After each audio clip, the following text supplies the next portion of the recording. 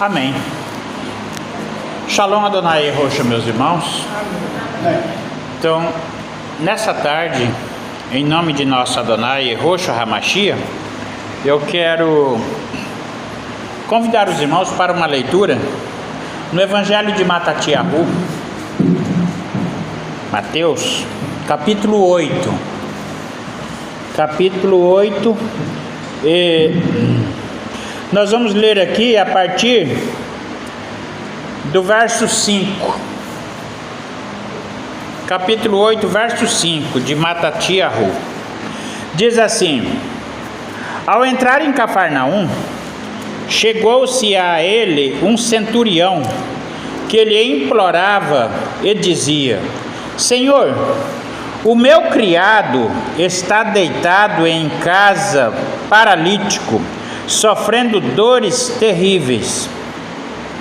E Yehosha lhe disse: Eu irei curá-lo. Mas o centurião respondeu-lhe: Senhor, eu não sou digno de receber-te sobre o meu teto. Basta que digas apenas uma palavra, e o meu criado ficará curado. Com efeito, eu também estou debaixo de ordens, e tenho soldados sob o meu comando. E quando eu digo a algum deles, vai, ele vai. E se a outro eu digo, vem, ele vem. E quando digo ao meu servo, faça isso, ele faz. Ouvindo isto, Yehosha ficou admirado e disse aos que o seguiam: Em verdade vos digo que em Israel eu não achei ninguém que tivesse tamanha fé.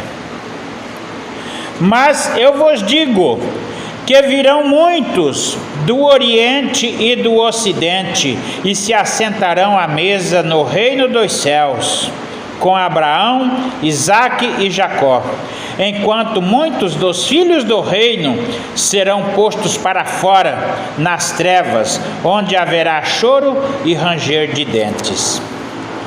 Em seguida disse ao centurião: Vai, faça como creste, e assim seja feito. Naquela mesma hora, o criado ficou curado. Até aqui, meus irmãos. Irmãos, essa palavra aqui é cheia de enigmas e mistérios e nos traz muitas lições.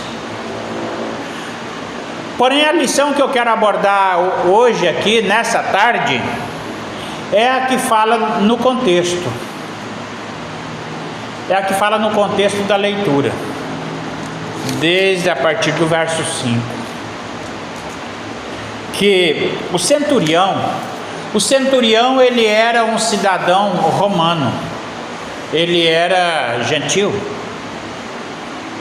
era romano, e não era dos filhos do reino, não fazia parte da casa de Israel. E ele veio ao Senhor Yehosha em busca de misericórdia.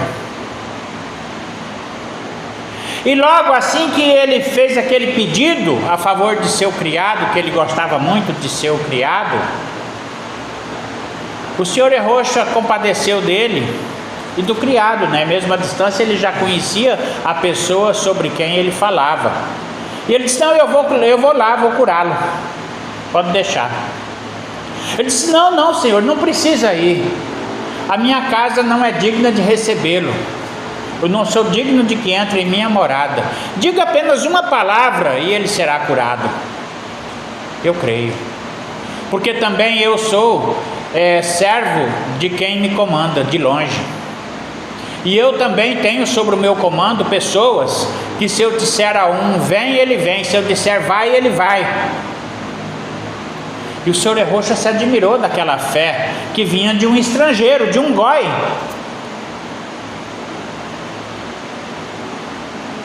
Aí então ele disse: Nunca vi tanta fé em Israel, não existe, nunca vi isso em Israel. Então, irmãos, isso me faz lembrar algo seguinte que eu sempre falo: quando a gente vai falar de religião, existem 3 religiões monoteístas no mundo, que se dizem monoteístas, que falam que são filhos de Abraão, procedentes da casa de Abraão, né? Que é o cristianismo, o islamismo e o judaísmo. Agora, tanto no cristianismo quanto no judaísmo, é exemplo de hipocrisia, que a gente não vê fé, a gente não vê ninguém, você não vê falar de nenhum padre ou pastor cristão que tem coragem de amarrar um colete ou um cinturão de bomba no corpo e se entregar para se explodir por amor da fé, daquilo que ele crê. Ao passo que a gente vê entre o povo muçulmano que segue um falso profeta, não é de verdade, é profeta de mentira, mas eles creem naquilo assim com tanta veemência, com tanta força, que são capazes de morrer por aquilo que eles acreditam de verdade. Ao passo que o judeu, por exemplo, eles, pelo contrário, eles são capazes de matar qualquer um por aquilo que eles nem crê. Muitos que estão lá matando seus irmãos lá, nem sequer acreditam em Deus. E os da cruzada, do tempo das cruzadas, dos cristãos e dos soldados do Papa, a mesma coisa.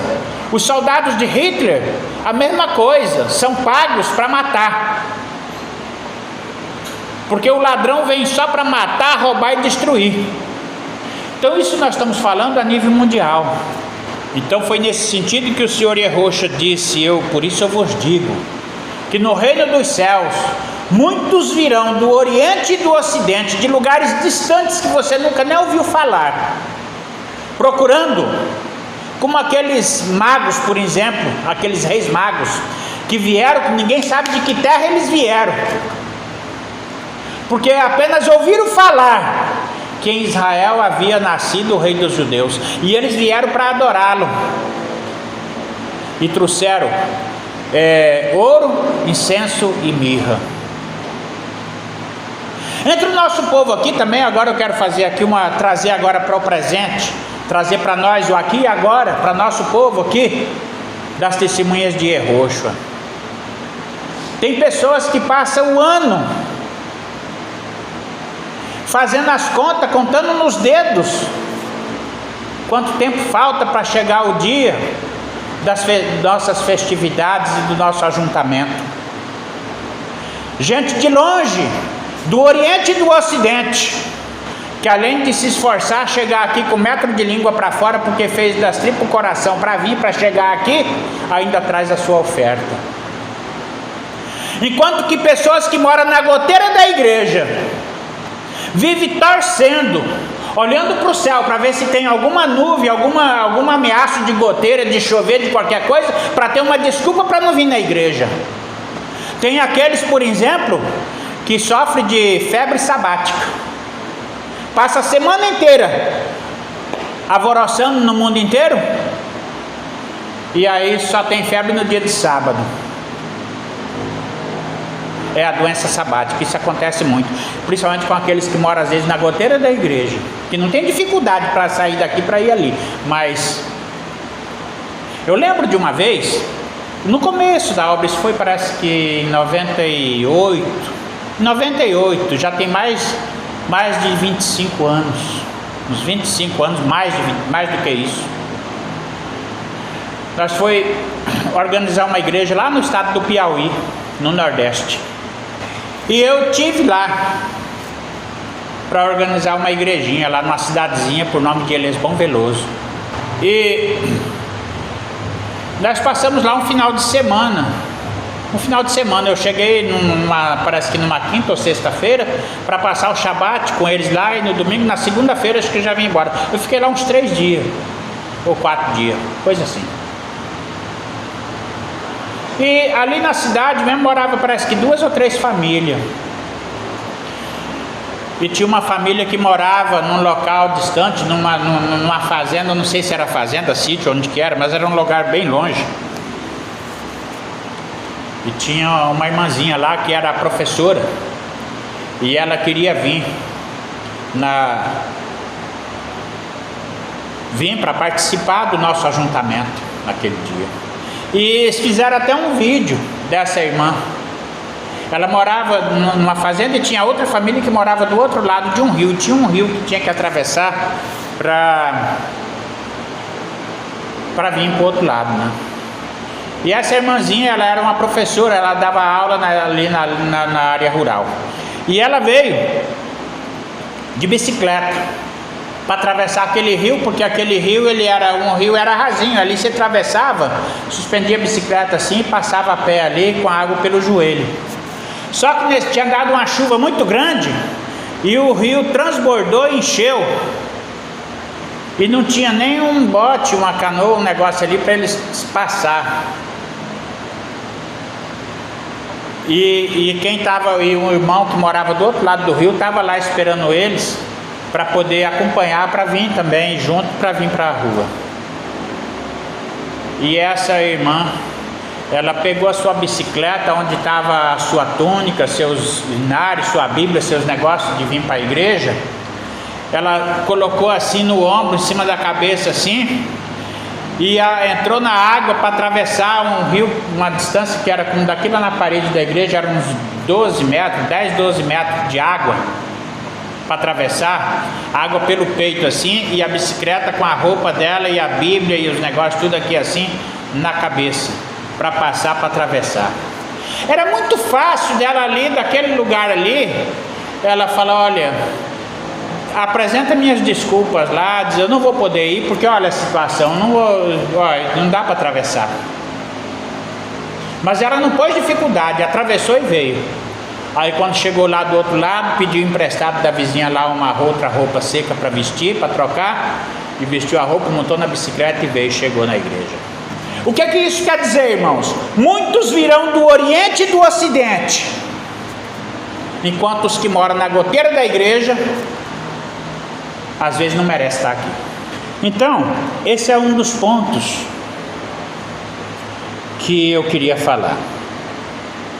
Agora, o outro ponto também, mas é bastante enigmático, mas nós não vamos abordar isso hoje, porque não faz parte do contexto da mensagem que eu queria trazer, mas é a questão aqui da mesa composta por Abraão, nosso pai, né? Abraão, Isaque e Jacó. E todas as famílias da terra que virão do Oriente e do Ocidente para cumprir a promessa que Deus fez ao nosso pai Abraão, de através dele ser bendita todas as famílias da terra. E nós hoje, irmãos, estamos aqui, não tem como mensurar a distância daqui para Jerusalém, para nós encontrar com o nosso povo, né? Mas nós estamos aqui ansiosos por participar daquela mesa composta por Abraão, Isaque, Jacó e todos os profetas e apóstolos dos tempos antigos, e que a gente, quantos, não, eu acredito que não só eu, mas quantos de nós aqui sonhamos de ter acesso, de ter um convite e poder participar daquela grande ceia, porque o reino dos céus é semelhante à ceia, a uma grande ceia em que existia muitos convidados. E aí é outra parábola também que está dentro do mesmo contexto. O reino dos céus é semelhante a um rei que preparou uma grande ceia e mandou chamar muitos convidados. Ele queria que a sua casa estivesse cheia de convidados, mas por várias vezes ele mandou chamar os convidados não quiseram ir, fizeram pouco caso, e teve convidado ainda que teve a coragem de maltratar e matar e açoitar os mensageiros que eram enviados para chamar, para fazer o convite. Então é esse o sentido que eu queria apresentar nessa tarde, que vem falando sobre a grande ceia, sobre a mesa da qual faz parte Abraão, Isaque e Jacó, e que nós somos convidados a participar dessa mesa. Oxalá que cada um de nós possamos ter naquele dia o nosso convite, e que o nome de nosso Adonai Yehoshua HaMashiach seja louvado.